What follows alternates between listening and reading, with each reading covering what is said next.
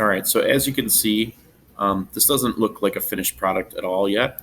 So I'm going to turn off the layer with the pigeon that I like. And I'm going to make this one, I'm going to click it so it's selected. Okay.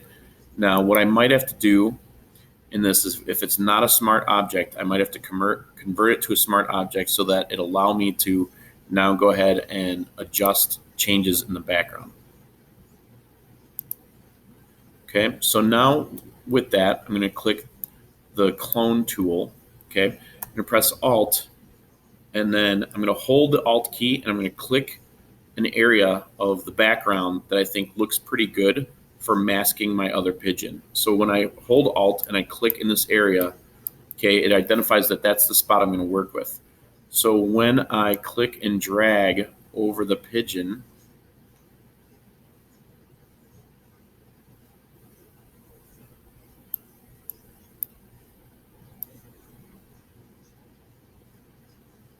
it allows me to basically color in the background to make the other pigeon look invisible.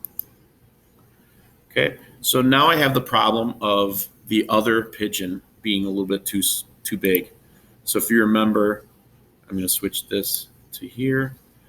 I'm going to turn off this background so I don't see it right now. Select this one. Okay, and remember, edit, transform, scale gives me my handles. Okay, if I turn this back on, but leave this one selected, I can move my pigeon around. Okay, now I can leave this here. Okay, and we can make it look fancy. Now what you can see with this, with both layers turned on, is had I used the magnetic lasso tool, it would have been much better because we wouldn't have the background blending in here. Okay, so I can approach this a couple different ways, and this is how graphic arts works. I can come in with my clone tool and I can zoom in and take out the background.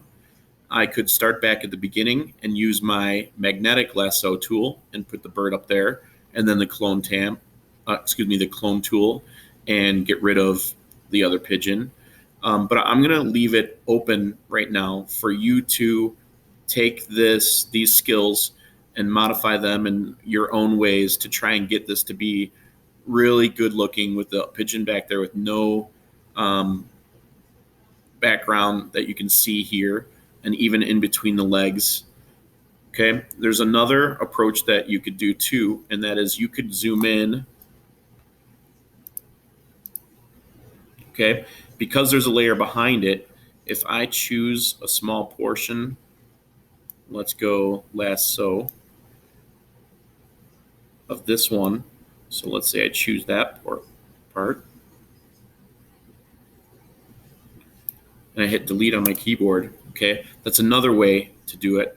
So that way the background is shining through because I'm deleting out just that small little section. Backspace. Okay, so there's a number of ways that you could really tackle getting this pigeon to look cleaner. I'm going to leave that be up to you, and we'll leave my sloppy version on here as an example. And I'm going to challenge you to make yours better than I did mine.